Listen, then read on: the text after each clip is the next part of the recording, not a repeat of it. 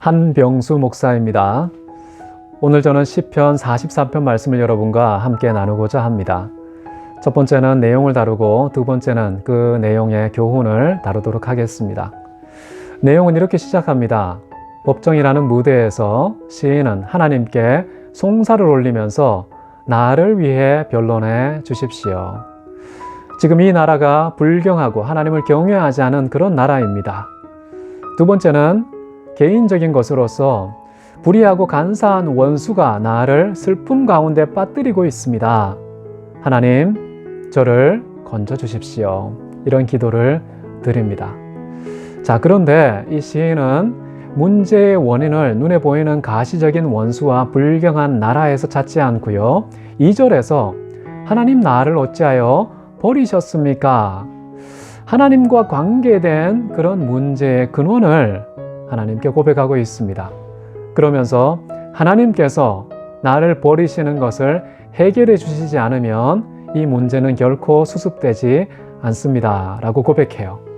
자, 그러면서 하나님께 구체적인 기도의 내용을, 도움의 내용을 구하는데 첫 번째는 주님의 빛을 나에게 보내주십시오. 두 번째는 주님의 진리를 나에게 보내주십시오. 라고 말합니다. 주님의 빛과 주님의 진리가 나에게 주어져야만 비로소 이 문제가 해결됩니다. 라고 말합니다. 해결되는 구체적인 내용과 관련해서는 첫 번째 3절에서 이렇게 말합니다. 나를 인도하사 주님의 거룩한 곳, 주님께서 계신 곳에 이르게 하소서. 주님이 계신 곳에 가는 것, 뒤집어서 말한다면 주님께서 나에게 임하시는 것, 주님의 거룩한 임재만이, 그 거룩한 땅에 내가 머무는 것만이 문제의 궁극적인 해결책이 됩니다. 라고 고백하는 것이죠. 자, 그런데 시인은 왜 하나님의 거룩한 땅, 왜 하나님의 계신 그곳에 가고자 하는 걸까요? 4절에서 그 이유를 이렇게 밝힙니다. 주님의 제단에 내가 나아가서 내가 주님을 찬송하고 싶습니다. 나의 하나님, 나의 하나님, 내가 수금으로 주님을 노래하리이다. 라고 고백합니다. 자, 그러면서 이제 마지막 5절에서는 나의 영혼아 이제 불안해하지 말라. 걱정하지 말라. 근심하고 두려워하지 말라. 이제 주님께서 내 소망의 근원이 되시기 때문에 반드시 여전히 내가 하나님을 찬양하게 될 것이다. 라고 말하면서 시의 내용이 끝납니다. 자, 여기에서 저는 먼저 어떤 교훈을 여러분과 나누고 싶으냐 하면 우리 인생에 문제가 생겼을 때에 그 문제의 근원과 본질이 무엇인가를 반드시 생각해야 된다는 것이죠. 시인은 눈에 보이는 이 불경한 나라, 하나님 박살내 주십시오. 라고 생각하지 않습니다. 정말 간사하고 불의한 저 원수, 나에게 슬픔을 주는 저 원수를 눈앞에서 싹 지워 주십시오. 자, 이런 식으로 기도하지도 않는다는 것이죠. 기도의 정말 중요한 본질은 하나님께서 나를 버린 것과 관계되어 있고 이 버림의 문제를 해결해야 비로소 내 인생의 문제가 해결받을 수 있습니다. 라는 것이죠. 자, 이 버린다는 말을 한번 생각해 보십시오. 하나님은 언제 버리십니까? 성경에 보면요. 우리가 하나님의 말씀을 버렸을 때에 하나님께서 우리를 버리시는 것이 사울에게도 나타났고 이스라엘 백성에게도 나타났습니다. 자, 중요한 것은 하나님의 말씀을 버렸다라는 것인데 그 구체적인 양태를 보면은 우리가 하나님의 말씀에 불순종할 때에, 다시 말하면 죄를 짓는 것이겠죠. 여러분, 죄를 지으면요, 하나님께서는 인간을 버리십니다. 자, 그런데 이 버리심의 좀 더 심층적인 의미를 우리가 본다면, 여러분, 시편 22편에서도 나의 하나님, 어찌하여 나를 버리시나이까? 라는 고백이 나오는데요. 이 고백의 궁극적인 주어는 누굽니까? 우리가 신약을 알고 있기 때문에 잘 알죠. 예수님께서 하신 말입니다. 나의 하나님, 어찌하여 나를 버리셨나이까? 죄를 지으면, 우리가 하나님의 말씀을 버리면, 하나님께 불순종을 하면 우리를 버리시는데요. 그 버리시는 궁극적인 내용은 독생자 예수 그리스도라는 점입니다.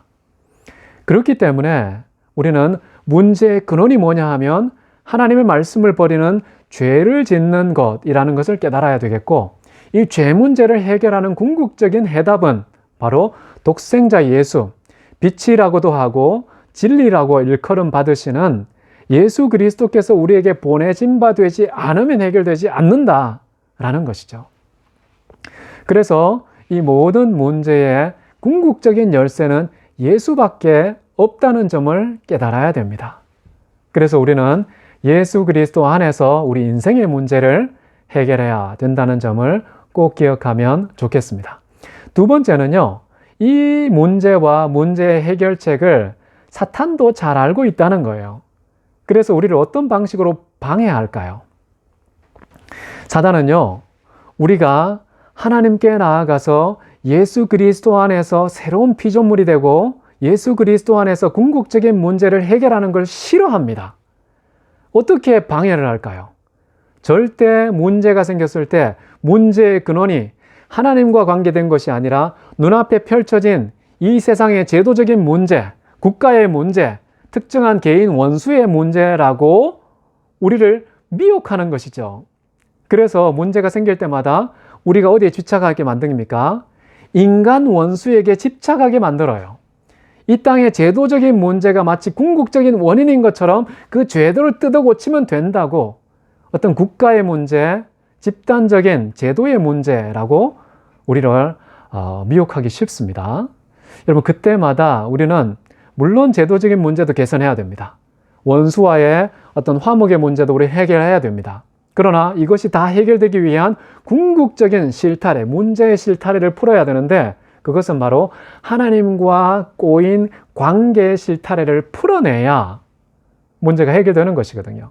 그래서 사단의 집요한 미혹의 내용이 무엇인지를 간파해야 된다는 점을 우리는 이 시편에서 교훈을 얻어야 된다라는 것이죠. 여러분, 인간의 관심사는요, 제한되어 있습니다. 인간의 시간과 에너지도 제한되어 있는데요. 만약에 우리가 눈에 보이는 그 원수, 눈에 보이는 가시적인 문제, 이 모든 것들을 다 해결하려고 하면 이걸 다 해결할 수 있을까요? 시간이 부족해요. 에너지가 부족합니다. 우리의 능력과 재능과 은사가 부족합니다. 이 모든 것을 우리가 다 해결할 수가 없어요. 그렇기 때문에 우리는 선택을 해야 되고 그 선택된 사안에 집중해야 되는데요.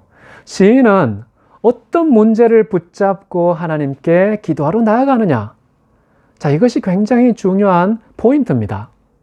시인은요, 지금 하나님께 원수의 문제, 이게 국가의 문제를 갖고 나아갈 때에 무엇 때문이냐 하면은 자기 인생의 불편함 때문이 아닙니다. 자기가 당하는 그냥 슬픔과 고통 때문이 아닙니다. 정말 중요한 궁극적인 문제는 바로 내가 하나님의 제단에 나아가서 하나님이 계신 곳, 그 거룩한 곳에 머물면서 하나님을 찬송해야 되겠다는 거예요. 찬양이 이 시인이 어떤 문제를 생각할 때 가장 필수적이고 핵심적인 문제의 기준이라는 겁니다. 내가 찬양할 수 없게 된다면 이것은 굉장히 심각한 인생의 문제이다 라고 분별한다는 거예요. 그리고 하나님을 찬양하는 것과 무관한 것이라면 얼마든지 그냥 무시하고 가볍게 여기고 지나갈 수 있다는 거예요.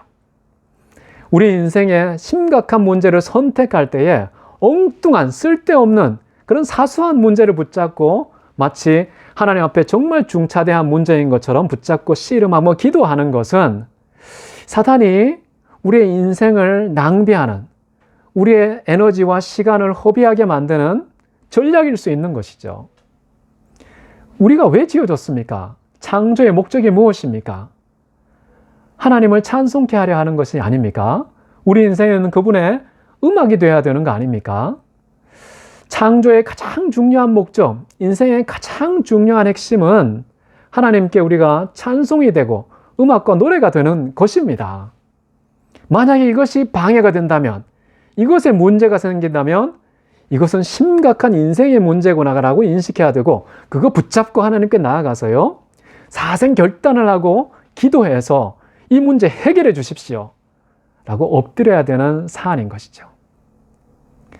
자, 그렇기 때문에 우리의 짧은 안개와 같은 인생 속에서 우리는 무슨 문제를 가장 중요하게 여기고 어떤 문제를 가볍게 여겨서 정말 중요한 문제를 선택하고 집중해서 우리 인생이 반드시 해야 되고 마땅히 집중해야 될 그 사안에 올인할 수 있을까? 고민하면 참 좋겠다고 생각이 됩니다. 그렇지 않고 엉뚱한 것에 너무 많은 시간, 에너지, 우리의 은사와 능력을 허비하고 낭비하는 경우가 많습니다. 그런 것을 사단이 원하는 것이죠.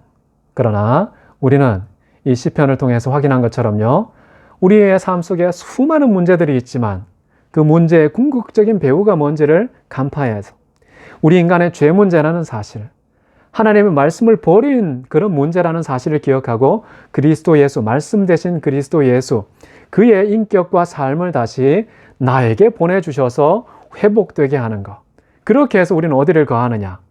하나님의 거룩한 성전이 되고 하나님이 거하시는 땅이 되어서 주님과 늘 함께하며 뭘 합니까?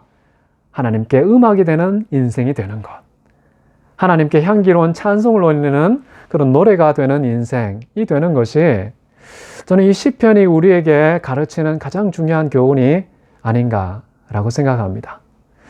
말씀을 정리하겠습니다. 여러분, 우리에게 얼마나 많은 개인적인 문제, 제도적인 문제, 국가적인 문제, 집단적인 문제가 있습니까? 이 모든 문제의 궁극적인 실체가 무엇인지 간파해야 된다. 하나님의 말씀이 버려지는 불순종과 죄의 문제라는 것을 깨닫고 정말 불경건한 나라의 멱살을 붙잡고 해결하려고 하지 마시고요. 간사하고 불의한 그런 원수의 그런 콧대를 납작하게 만들어주는 방식으로 문제를 해결하려고 하지 마시고요. 하나님께 나아가십시오.